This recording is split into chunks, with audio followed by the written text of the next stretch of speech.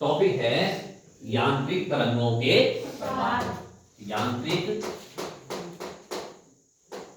तरंगों के प्रकार, टाइप्स ऑफ मैकेनिकल वेव्स कहते हैं, टाइप्स ऑफ मैकेनिकल वेव्स।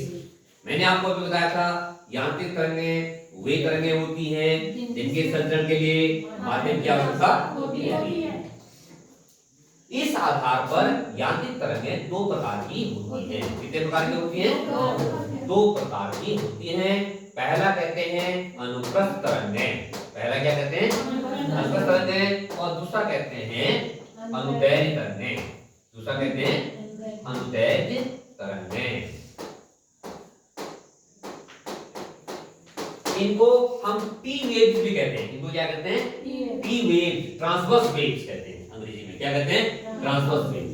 इसे हम कहते हैं एल वेव्स। क्या कहते हैं? L waves, longitudinal waves, longitudinal waves L waves कहते हैं। ठीक है। अब बात आती है कि अनुप्रस्थ तरंगें कौन होती हैं और अनुदैर्ध्य तरंगें क्या होती हैं। पहला टॉपिक था आपका अनुप्रस्थ तरंगें क्या होती हैं।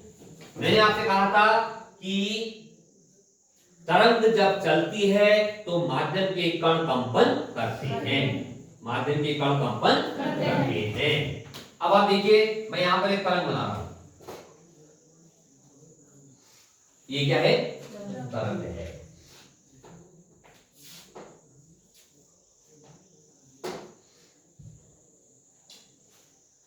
यहां पर ये तरंग जो है एक माध्यम में गति करती है। क्यों? क्योंकि यांत्रिक तरंग है। क्योंकि यहां पर आपके ये माध्यम के कण हैं। माध्यम की क्या है? कण है। इन्हीं कणों के कंपन से तरंग उत्पन्न होती है। इन्हीं कणों के कंपन से तरंग उत्पन्न होती है। मान लीजिए माध्यम का एक कण ये क्या है? माध्यम का कण, माध्यम का कण। अब तरंग का संचरण यहां हो रहा है। यहां को क्या हो रहा है? तरंग का संचरण। तरंग का संचरण यानी तरंग इधर को गति कर रही है, चल रही है, जा रही है। अगर ये माध्यम के कण तरंग के चलने की दिशा यहां को है के लंबवत कंपन करते हैं, के लंबवत कंपन करते हैं, तो ऐसी तरंगों को अनुप्रस्थ तरंगें कहते हैं। सीधी सी बात।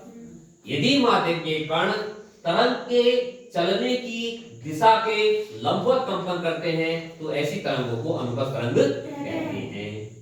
और यदि माध्यम के कण तरंग के चलने की दिशा में कंपन करते हैं, तरंग इधर को चल रही है ना, इधर को चल रही है, तो इधर ही को अगर तरंग के चलने की दिशा में माध्यम के कण कंपन कर रहे हैं तो ऐसी तरंग को हम कहते हैं अनुदैर्ध्य तरंग। क्या कहते हैं? अनुदैर्ध्य तरंगें।